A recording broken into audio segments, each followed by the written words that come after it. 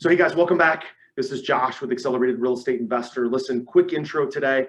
I am doing a very special podcast interview with Darren Bloomquist. He's the Executive Vice President of Market Economics at Auction.com. He is essentially their Chief Economist. I bring him on once a quarter. We've been doing it for over 5 years, and he's going to talk today about a few things. Number one, we're going to talk about job growth. But what's interesting is you're going to hear that the number of jobs available is exactly the number of people who are unemployed. It's literally the ratio of unemployed to job openings is 1 to 1. So people need to get back to work. Number two, we're going to talk about population migration and affordability. Number three, we're going to talk about the 3 waves of possible foreclosure inventory coming next year in 2022. Number four, we're going to talk specifically about the number of FHA, significantly delinquent residential properties. That's the number one area where there's the most distress is in FHA. We're also going to talk specifically today, number 5, about the uptick in foreclosure auction activity and the end of the eviction and the foreclosure moratoriums. And finally, we'll discuss what types of properties are being foreclosed on. No surprise here. Primarily, it's retail and office, and industrial, where people left and did not go during the pandemic.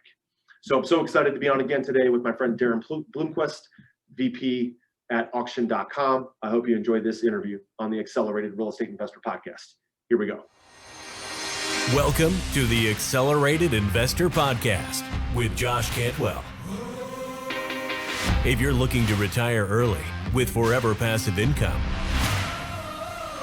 you're in the right place. This podcast is the go-to destination for real estate investors, both active and passive, and multifamily apartment investors, both new, intermediate, and advanced. Now, sit back, listen, learn, and accelerate your business, your life, and your investing with the Accelerated Investor Podcast. So hey guys, welcome back to Accelerated Real Estate Investor with Josh Cantwell. So excited that you could join me. For all of you guys that have engaged in our Facebook groups, online on our social media platforms, received my emails, thank you so much for engaging in our webinars. I have a special treat for all of you guys. You guys know once a quarter, I bring back my good friend Darren Bloomquist, who is the Vice President of Market Economics at Auction.com. Auction.com is one of the major players, not only in selling properties on their platform, but also in providing data to major institutional players, as well as mom and pop investors, both residential and commercial. Darren and I were talking before we hit the record button. We've been doing this now for over 5 years at my live events, on our podcast. Darren's been a regular contributor, not only to our podcast, but also to major news outlets like CNBC, Squawk Box, Fox News. They all rely on this data aggregation that he does at Auction.com in order to get some insight on what's going to happen with the market and talk a little bit about what might be happening down the road. So it's always a pleasure, Darren, to welcome you back to the show. Thank you so much for joining me. Thanks, Josh. It's been great to be part of your universe over the last few years, and I always learn a lot as well on these podcasts. Yeah, and Darren is an investor himself. Continues to buy some properties for his own portfolio. And we're always, excited to have him aggregate this data for us. It does take a lot of work. By the way, they produce a lot of reports, which are available on their website, Auction.com. Is it, Darren, is it still like the news in the news? Yeah, that's right. Get that exactly. If you want to see the reports I'm putting out, just go to auction.com/in the news. And a lot of the stuff we see here, plus more stuff, is on there. One of the things that we've been doing there that I think is interesting is we've been doing this video series called Disposition Download, which is actually geared toward our clients who are the banks selling these foreclosure properties. But I think your audience would be interested. We have several of those where we talk to, we do videos with our buyers who are buying properties, actively investors out there on the front lines. And there's some great stories there about how buyers, we have a couple from Ohio that are great stories of how investors are leveraging auction.com and other sources to invest even during the pandemic. So some good stuff there.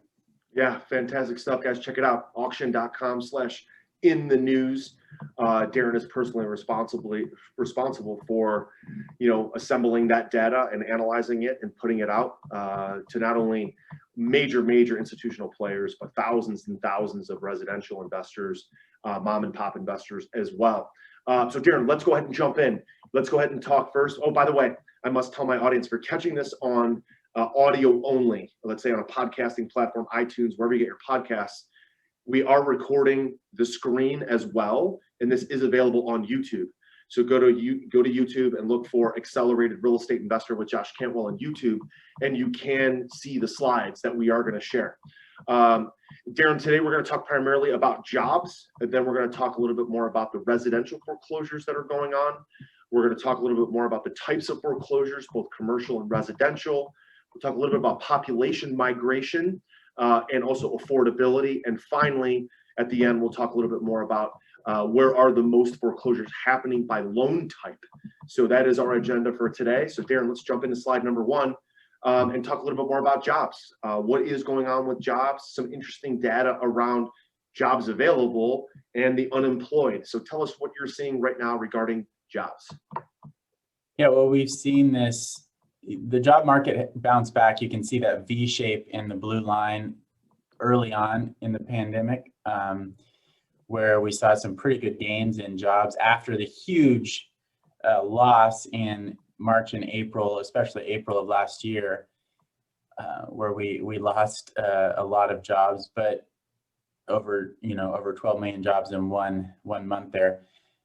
But after that, the line is kind of leveled off. We've seen this, and we've even seen a month of decreases in jobs, but there's been this slow, steady growth in jobs really over the last few months, 6 to 9 months. June was actually a good month. We saw 850,000 new jobs added. So we're seeing this slow, steady decrease in increase in jobs now, which is good, but we're still 6.7 million jobs short of what we were before the pandemic. And on the right-hand side, we actually are seeing not a lot of improvement in the long-term unemployed. If you look at that green line, the number of unemployed for 27 weeks and over, that had started to come down, but then in June it bounced back. There's a little bit of a bounce back higher in that longer term unemployed. So we've seen some pretty good recovery. That in general the economy has bounced back pretty well, but we're still a lot of jobs short of what we were prior to the pandemic. And the next slide does show maybe some of the reasons behind that, why that's happening. And that's on the left-hand side, you see the labor force participation rate is kind of stagnated. It dropped dramatically during the pandemic and it bounced back a little bit, but we're still not at a labor force participation rate that we were prior to the pandemic, meaning fewer people are out there actively looking for jobs and participating in the labor force. And that's why we have these pretty low unemployment rates of 5.9%, still quite a bit above pre-pandemic, but pretty good unemployment rates. But part of the reason behind that is because not as many people are participating and actually trying to look for jobs. And on the right-hand side, you actually see we're at a point where the number of job openings almost equals the number of unemployed, which during the pandemic, you see the blue line, number of unemployed spiked while the number of job openings dropped. But now those lines have almost converged, which means, and this is something that's somewhat puzzling economists and others out there, is there's so many job openings, and actually anecdotally you hear a lot about businesses having trouble finding people to fill those job openings. Right. And so you have this interesting almost recovery from the pandemic is causing some problems that maybe were unforeseen. And one of those is a little bit of a labor shortage, which is maybe surprising for folks. And there's different reasons for that. and different theories for that. But at the end of the day, what it means for the housing market is that, especially for people who lost their jobs and have not regained them and are homeowners and maybe taking advantage of the forbearance programs and not making their payments, but still not being foreclosed because of the forbearance program and the foreclosure moratorium. When those protections end, those folks may be in trouble, and we could see, and we'll talk about this in a second, but there is this underlying wave of distress that's kind of been hidden from the market because of these foreclosure protections that we will see coming to the forefront, I think, in the next few months to year. Now, it's not going to be the type of wave we saw last time around, and we can talk about that more in a minute, but it is there. So, and these unemployment numbers speak to that as well. Yeah, sounds like a couple things, couple takeaways. Number one is that, like you said, the ratio of unemployed to job openings is 1-to-1, meaning for everybody who is currently unemployed and seeking a job, which is 9.2 million people, there are 9.2 million jobs available. So matching those people up with a job. But there is also a drop in the total labor force participation rate that matches slightly different data, which is those people seeking a job. And so the total number of people seeking a job has dropped by a few points. So there's less people seeking long-term employment in general. But for those people that are seeking a job, that are currently filing for unemployment and claim that they're looking for a job, there are roughly 9.3 million unemployed, and there are 9.3 million job openings. So we've just got to get those people to work in a job where their skill set will work for them. Mm-hmm. And, interestingly enough, at the end of the day, there was a lot more people participating in the job market pre-pandemic.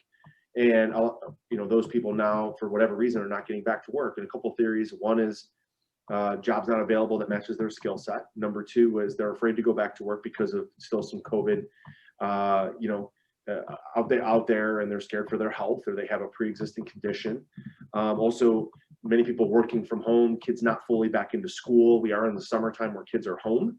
And so people can't get back to work because kids are home from school.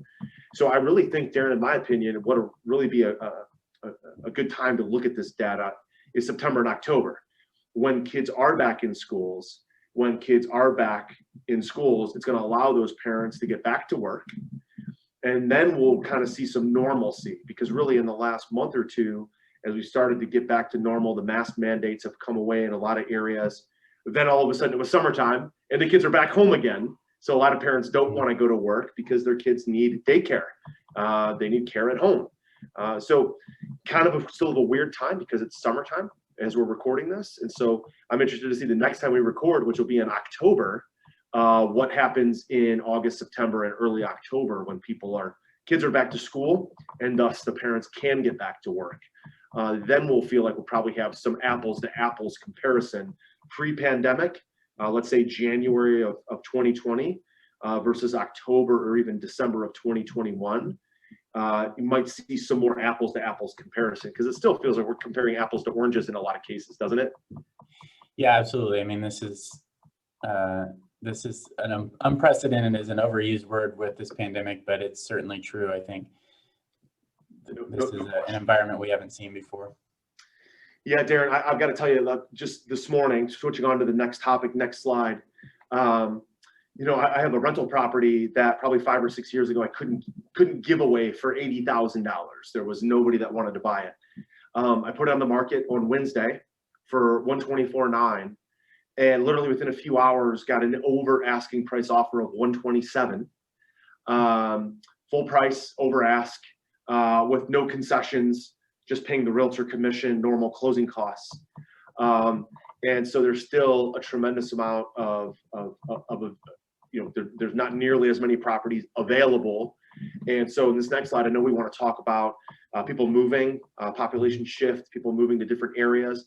And can I ask what county that was in? That was in Cuyahoga County, Greater Cleveland.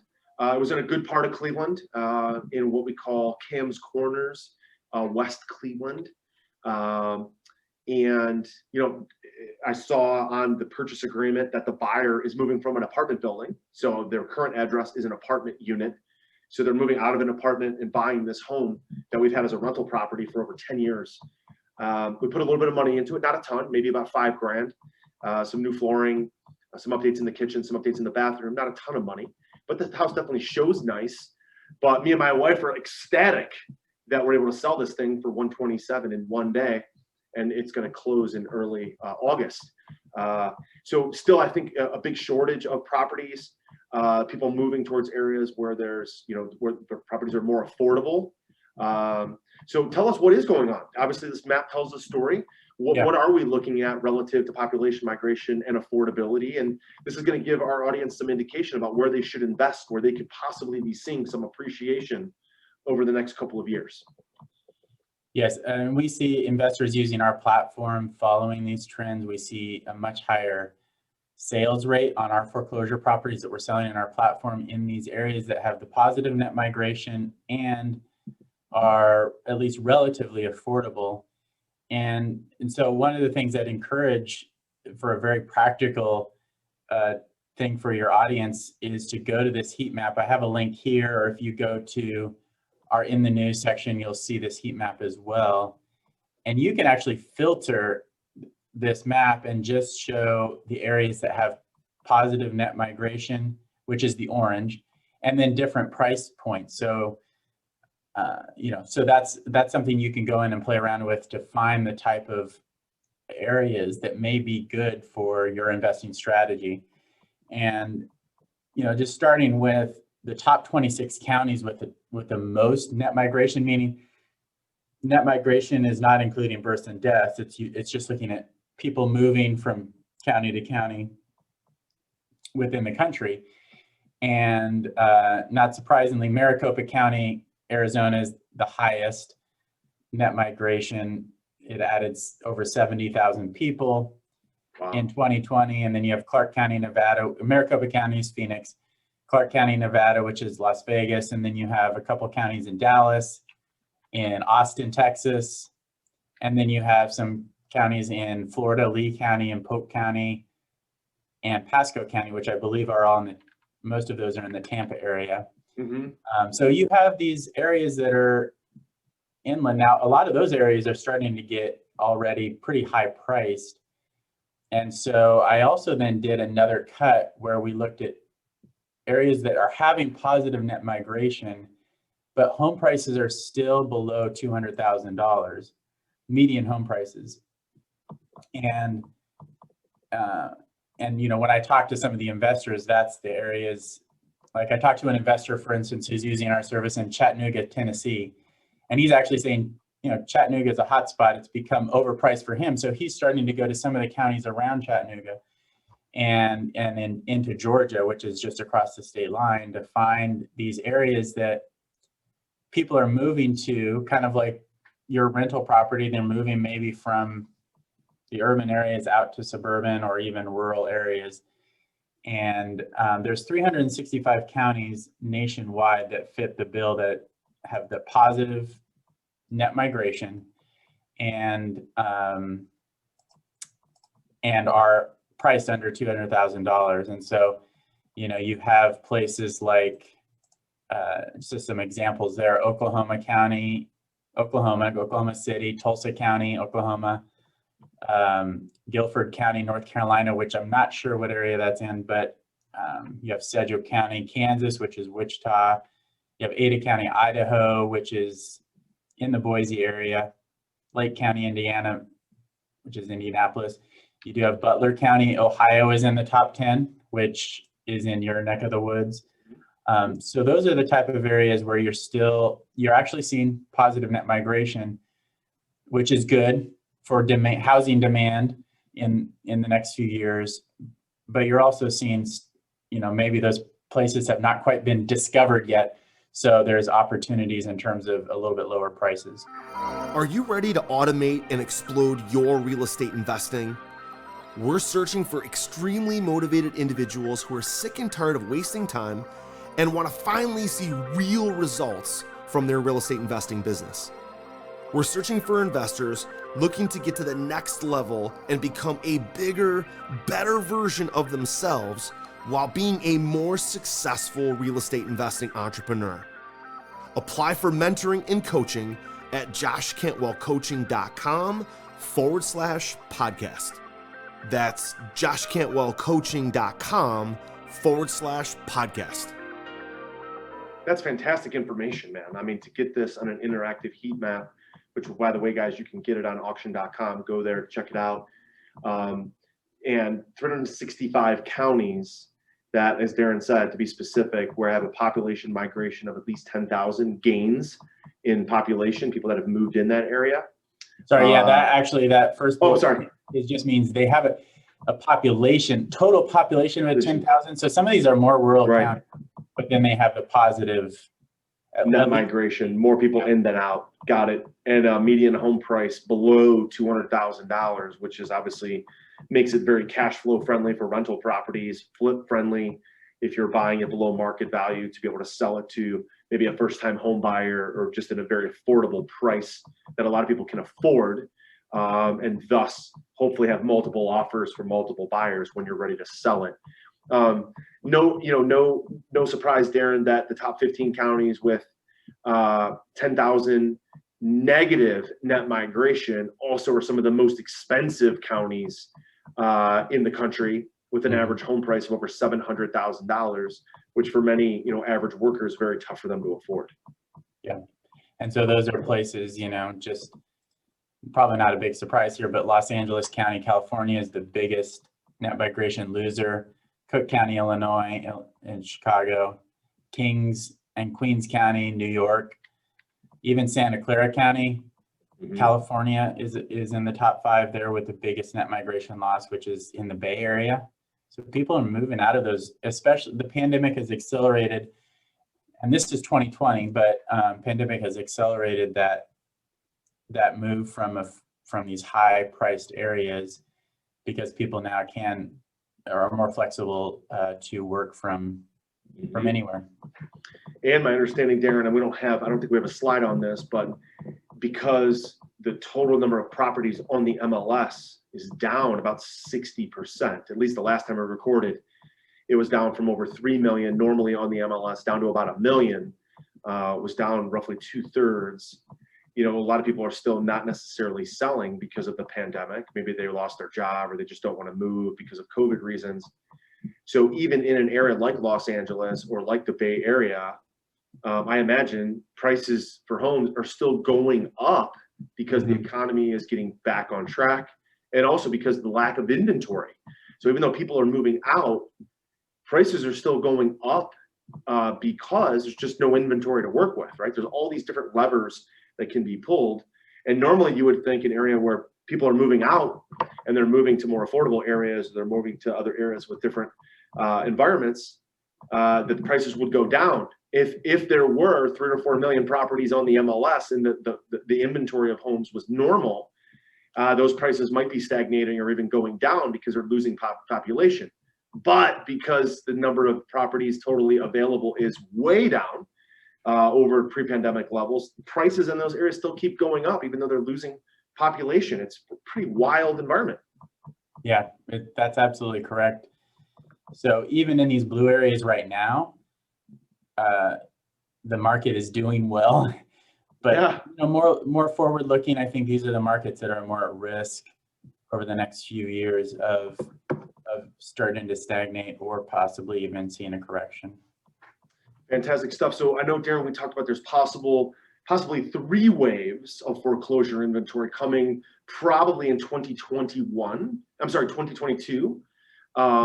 And a lot of it has to do with the forbearance programs, the foreclosure moratorium programs, and a lot of those coming to an end. Those have now in some cases been running for 15 months. And a lot of people are talking about it's time to end those as the economy gets back on track. So what are these 3 possible waves of foreclosure happening possibly next year? There's a lot of talk about there's going to be this massive tsunami of foreclosures. A lot of it, I think, is marketing hyperbole. But there are definitely going to be some more opportunities. So what are these three waves that we think might be happening? Yeah, I'd describe it, even though I use the word waves here, that's obviously a very vague word, but I would just, in my mind, it looks more like a tide, a slowly rising tide, as opposed to a tsunami, a tidal wave. And so these are kind of the tide rolling in here, the three waves of the tide rolling in. And we've gotten a lot more clarity on this since the last time we talked, because the government agencies now have come out with extending the foreclosure moratorium until the end of July. But they have, in the language, it's very different than the last few times they've extended, because they've said this is the last extension. They've specifically said this. This is the last time we're extending the foreclosure moratorium. So it looks like pretty definite that end of July, foreclosure moratoriums will end, the national foreclosure moratorium. And so that gives us clarity. And then the other thing that gives clarity is that the Consumer Financial Protection Bureau, which kind of oversees the mortgage servicing industry, among other things, has come out with a rule that kind of comes in and fills the gap left by the foreclosure moratorium expiring. And that rule, it does kind of push a lot of foreclosures out to 2022. However, it does have some big exceptions. And so that the first big exception there is that properties that were delinquent before the pandemic started, seriously delinquent, the foreclosure process can start on those right away before 2022. So there is a wave of at least foreclosure starts coming in potentially in the last quarter of this year. There's about 200,000 loans that are seriously delinquent, and were seriously delinquent before the pandemic started, meaning these people are in a very deep hole. They were already at least 90 days delinquent in March of 2020, and they're still delinquent, meaning, they're well over now a year and a half delinquent. Right. And those 200,000 loans also are not protected by forbearance, and they're not in any loss mitigation. So those are the highest risk of, once that moratorium is listed, probably start at least entering the foreclosure pipeline in the last few months of 2021. And then, as you say, probably hitting the actual market at the foreclosure sale, or possibly, some of these homeowners will sell pre-foreclosure in early 2022. And then the second piece behind that is there's another about 325,000 properties, and these numbers are in the graph there at the right. That's a little bit hard to read, but this is data from Black Knight, which has done some really good work on this. But these 325,000 are properties that are in loss mitigation, meaning they're actively trying to get into some kind of loan modification or something that will help them avoid foreclosure. Or they went delinquent after the pandemic, meaning it's more likely that the pandemic was what caused their delinquency. But they're not in, again, those folks are not in loss mitigation or forbearance. So I know there's a lot of moving parts here, but these, I consider it the second kind of level of risk, because they're in loss mitigation, but as we've seen historically, there's a good percentage, at least during the last crisis, about 50% of people who got a loan modification, that loan modification did not stick for the long term, and they eventually ended up in foreclosure. So that's another wave coming. Probably won't start the foreclosure process until 2022 for sure. And then the biggest wave, but it's also the least risky wave, Black Knight is estimating there's 900,000 loans that are right now protected by forbearance, meaning they're most likely not making their payments, but the bank is not foreclosing because they're in this forbearance program. But 900,000, they're going to reach the end of that forbearance sometime this year, 2021. And that's a pretty big number. And they don't have the opportunity to extend their forbearance longer. they reached the maximum 18-month term allowed by forbearance. So those loans will now then have to exit forbearance, meaning they're not protected.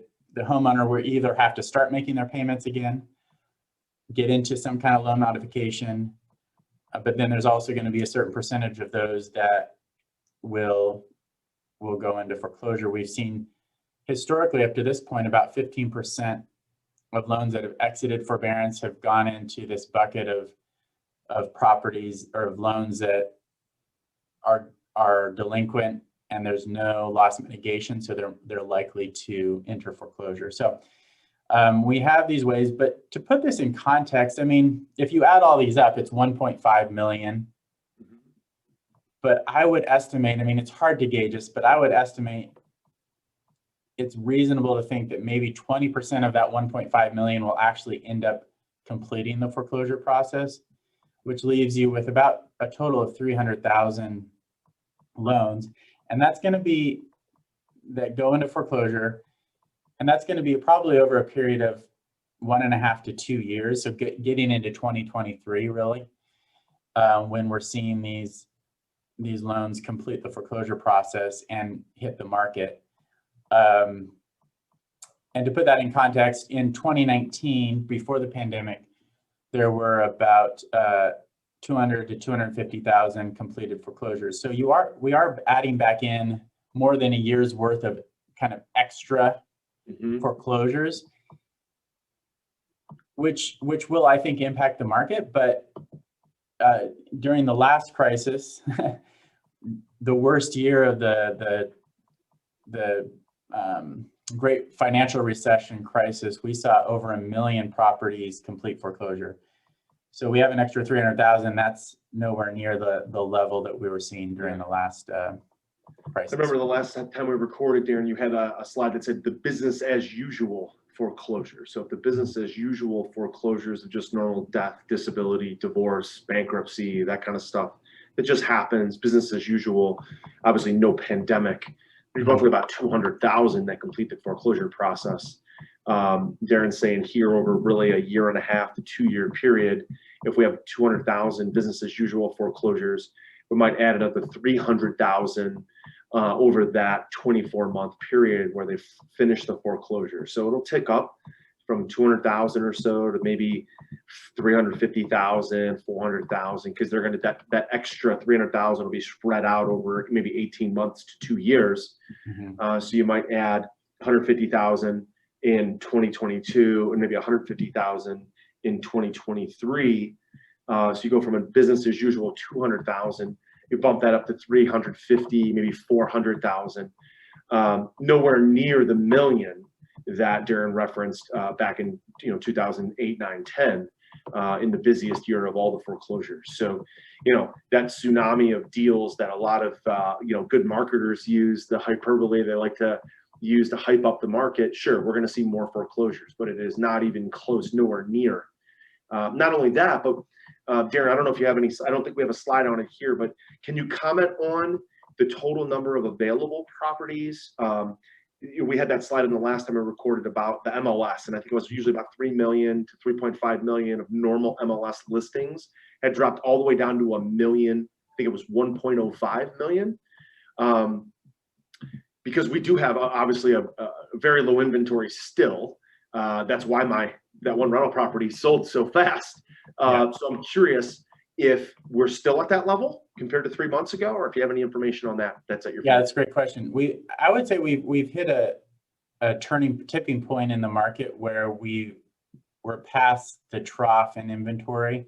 It has come, I think, for the last 4 months, 3 to 4 months, we have seen inventory creeping back up. It's I think maybe closer to 1.2 to 1.3 million now, off of that low of basically 1 million. So it's still well below, it's still like 20 to 30% below year ago levels, but we've seen that tipping point where I think supply has bottomed out and we're starting to tick up. And so that's, but it's still very low inventory, which is good for sellers right now. Still good for sellers, but maybe I think we've passed kind of an important tipping point, because also demand is also still very strong, but some of the demand metrics that we look at in the retail market have slipped just a little bit. Purchase mortgage applications have now been going down for several weeks from a year ago. So some of the pandemic induced market frenzy is starting to just calm down a little bit, which I think is actually a good thing. I do too. Certainly doesn't mean the market is all of a sudden crashing, nowhere near close to that, but that some of that frenzy is dying down. Yeah, and some of the price appreciation will start to level off. I mean, the more inventory, the more normal sort of business as usual inventory that begins to hit the market, that will help.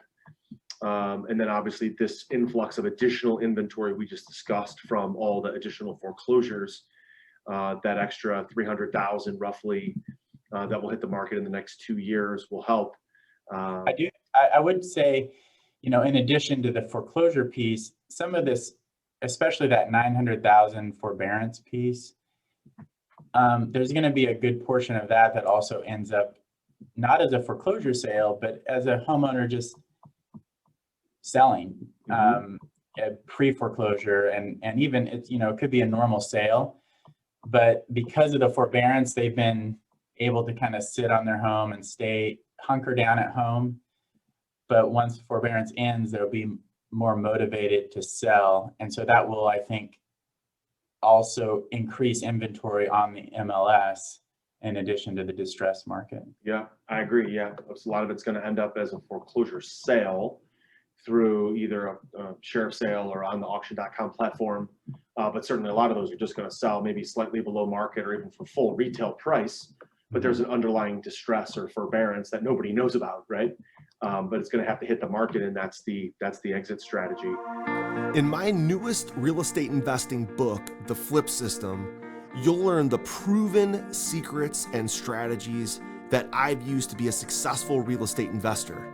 You'll also hear the story of my journey from quitting my job to doing over 2,000 units of apartments. The Flip System is now available for a limited time, and you can grab your free copy at getflipsystem.com/podcast. You'll learn the same proven principles and secrets and investing strategies that I used to quit my job and pursue a life of financial freedom. In this book, I'm sharing exactly how I was able to personally close over 750 profitable real estate deals, make over 400 private lender loans, raise over $30 million, and acquire over 2,000 units of cash flowing apartments. Get my newest book now for free at getflipsystem.com/podcast. That's getflipsystem.com/podcast. So tell us a little bit more about what's happening with some of these breakdowns with FHA. FHA still seems to be the area where there's the most amount of distress. Obviously, those people put the least amount of money down. They're often the least savvy buyers. They don't have a lot of protections or extra money. They're often saving just that 3 or 4 or 5% that they can put down. And then when something happens, it typically sees a lot of stress. It's not necessarily subprime lending, but there's just not as much protections or stability behind that loan for those particular buyers. So it ends up being an area where there can be a lot of distress when something like a pandemic hits. And so what is going down with these, what's going on with the FHAs and the delinquencies there? Yeah, FHA is taking up a disproportionate share of seriously delinquent homes. They've got, or mortgages, they've got over 805,000. That's out of about, I think, 1.5 to 6 million total seriously delinquencies. So they're making up almost half of the seriously delinquencies, even though in terms of loan originations, they only make up about 15 to 20% of the market.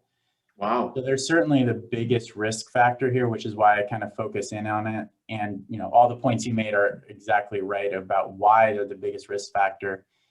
And so just looking where, how much of this FHA book is protected right now by forbearance, which is about they've done very well of getting people into forbearance. 77% of these seriously delinquent loans are in forbearance, being protected. But right now there's about 89,000 that are not protected. And so when the moratorium lifts, would likely enter foreclosure. But then behind that, you do have, still that 620,000 that plus that are, it's going to be tougher than other loans to get these folks performing again, even once they exit forbearance, because of the lower down payments, as you talked about, the lower credit scores we've seen with these types of loans over the last few years, and the higher debt to income ratios that we've seen. These are not on the level of subprime loans, as you say, but I would say that they're, over the last 5 years, these are the riskiest kind of game in town, at least at a large scale. So that's something to look forward, to look out for. And the next slide shows kind of where we could see that show up. And you do tend to see more of these unprotected FHA loans in the Northeast. Ohio is actually a pretty big state there in the Rust Belt, and the East in general just seems to be more pickup there with the FHA. Right, probably product. because those were more affordable homes, maybe over the last 5 or 10 years, because there was so much foreclosure damage done by the last financial crisis. There was more affordability. People could apply for and use an FHA loan more often in Indiana and Ohio, Pennsylvania, those types of areas, Western New York, obviously not New York City, but Western New York, those types of areas. The more west you go, the harder it is to be, affordable, and thus, less FHA loan activity. And actually, unfortunately in New York, especially in New York, I would say they're still dealing with a lot of the legacy loans of the last crisis, and some of those are FHA. And so, that's being added into what's been being backlogged over the last year or so. Yeah, it looks like foreclosure activity's definitely picked up a lot now that some of these moratoriums, especially on alternative types of loans like private money loans, hard money loans, those technically didn't fall under the government foreclosure moratorium because they were not owner occupied. They were investment loans and investment properties. I remember a year ago recording with you, and all of these were zero. Like, there was no foreclosure activity anywhere. Yeah. Things definitely seem to have picked up. Yeah, we're seeing on the left-hand side, it's comparing the second quarter of this year to the second quarter of 2020, which is when the pandemic hit. So all the numbers are much higher than a year ago because of the kind of artificially low numbers, as you said, or almost zero in some places. And so you see these huge jumps, which is the point there is, I don't want to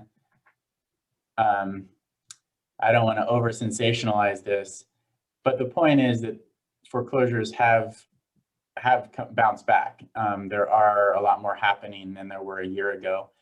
However, to counter that, on the right, you see the foreclosure activity in the second quarter compared to the second quarter of 2019, which is kind of more of a normal business as usual year. We're still, in most states, we're still below those pre-pandemic levels. There are a couple exceptions there that are smaller volume states like North Dakota, and Iowa is pretty close to pre-pandemic levels. But in most states, we're more in the range of a third or below of pre-pandemic levels. And so that's what we're seeing in terms of inventory.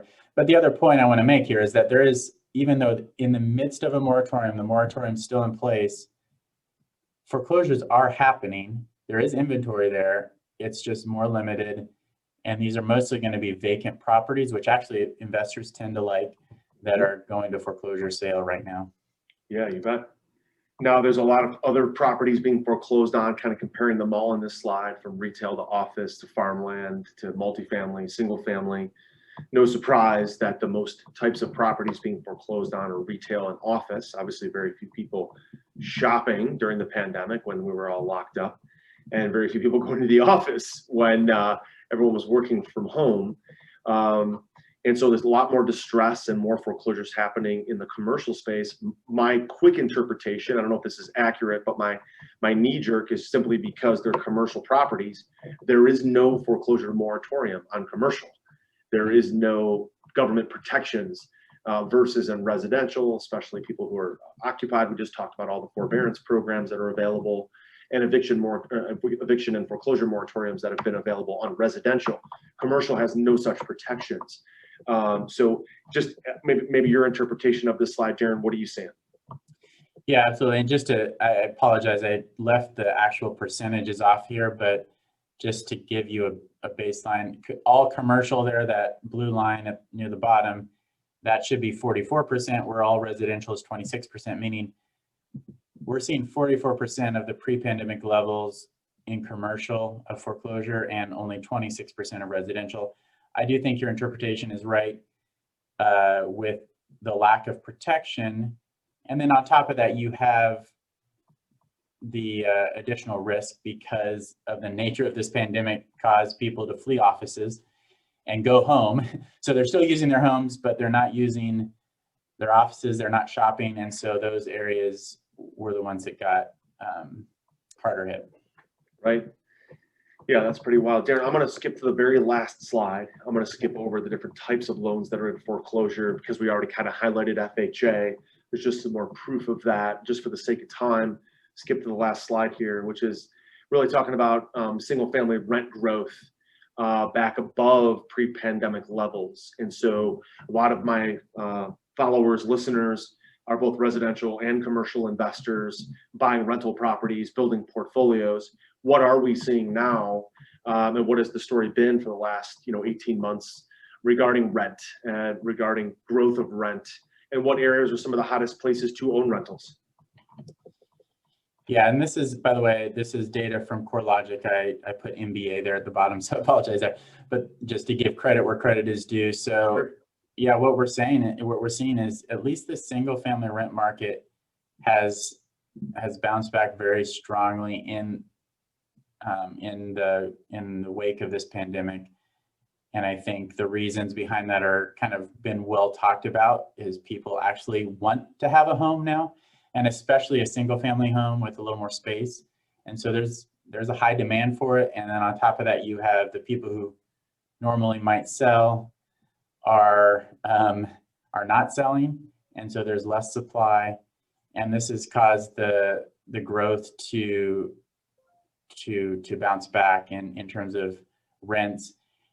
And I think detached versus there's stronger demand in the detached single family market. So again, that speaks that's on the left there. The orange line spiking up are the detached rent growth. And that speaks to people having more desire to live in a home that has a yard, it's a little bit more space than an attached situation, although we're still seeing growth in the attached market. And then, yeah, the areas that are doing well are the areas, kind of going back to that demographic slide, that are experiencing increases in population, Phoenix, Las Vegas, but are also still, it's somewhat relatively affordable. You see there below $2,000 for a single family rental in some of those top markets.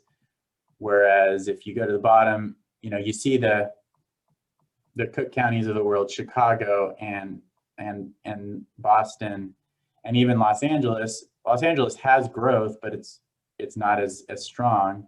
Mm-hmm. We talked about that earlier with the demographics, and its rental price is close to $3,000. So it all ties back to, I think, the demographic and affordability trends with the rental market as well. Right. Yeah, you see the areas we discussed, Arizona, Nevada, a lot of the areas that I like where I own apartment buildings, Georgia, Texas, South Carolina. Surprisingly, you see Washington, even Seattle, with some good rent growth in a major market. But again, there's population migration towards Seattle, like we discussed on one of the earliest slides. Mm-hmm. Of course, Orlando just seems to be growing and growing and growing. Mickey Mouse and everything that happens in Orlando. So, affordable, taxes are low, no state income tax, and very affordable, still just $1,600 for a rental in Orlando. So still growing at roughly 3%. But again, that speaks to, I think we've made the right decision. Me personally, speaking from a personal basis, to be investing in those kind of areas like Texas, Midwest, South, Southeast, has worked well. We've stayed away from the coast. We've stayed away from California. We've stayed away from New York, New Jersey. We've stayed away from those kind of areas, and you're seeing population migration going that direction. People enjoying the Sun Belt, as well as some areas in some states that have lower no income tax versus the high tax areas of Chicago, New York, and California. Continues to tell the story we've been talking about, Darren, for over a couple years now. Pretty interesting stuff. So, Darren, listen, I know we've got to run. Can't wait to have you back. We'll have you back at the end of Q3 to tell the story again about what's going on in the market. To my audience and listeners, if you have not yet engaged in auction.com, you are missing out, not only for inventory, for properties to bid on, to buy on, but also all of the data that Darren puts together and aggregates and disseminates and then reports on.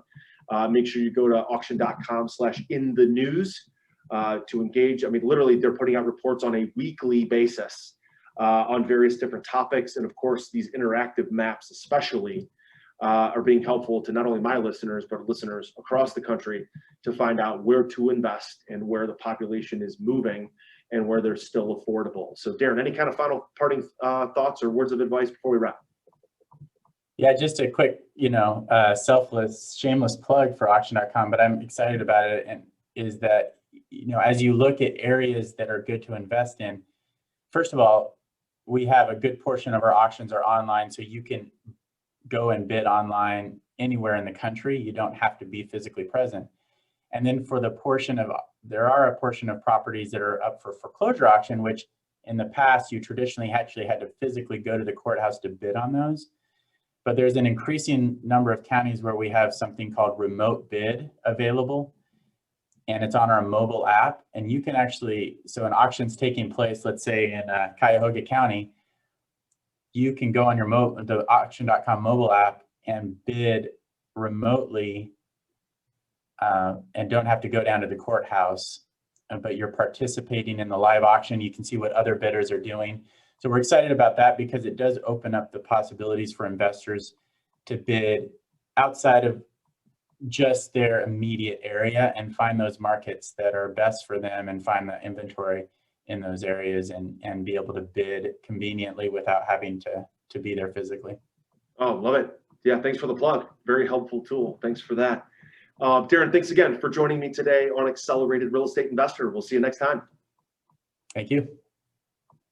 So, hey guys, there you have it. I hope you enjoyed that interview with Darren. He'll be back on roughly 3 months from now to continue to educate you and all of my listeners about what's going on in the foreclosure markets, the housing markets, the multifamily markets. I hope you enjoyed the interview. If you did, don't forget to subscribe. Click the subscribe button, leave us a 5-star rating and review. If you're an investor looking for a deal, looking to invest in one of my future projects, don't forget to go to freelandventures.com/passive and register on our investor platform. Thanks so much, guys. We'll see you next time. Take care. Hey, Josh here, and do you want to win a free Accelerated Investor t-shirt? All you have to do is give Accelerated Investor, our podcast, Accelerated Investor, a rating and a review on iTunes, okay? Do that now. Then send us a screenshot on Facebook or Instagram or Twitter. What we're gonna do then is every week we're gonna pick our favorite rating and review, and we're gonna send that person a free t-shirt and maybe, again, some other cool, fun stuff as well from Accelerated Investors. So, again, don't forget to take a screenshot. Leave a rating, review, take a screenshot, send it to us so we know exactly who you are. And then once a week, every week on the podcast, we will announce a new winner. Don't forget to take a screenshot and send it to us so we know exactly who you are. We'll announce a new winner every week.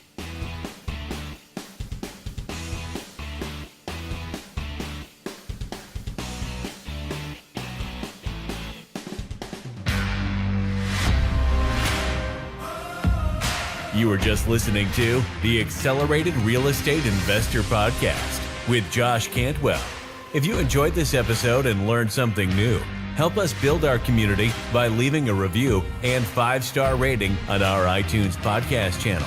Also, don't forget to subscribe so you never miss another episode. To see passive investing opportunities, visit freelandventures.com/passive. To start your journey toward the lifestyle you've always dreamed of with multifamily apartments, apply for one-on-one coaching with Josh at joshcantwellcoaching.com.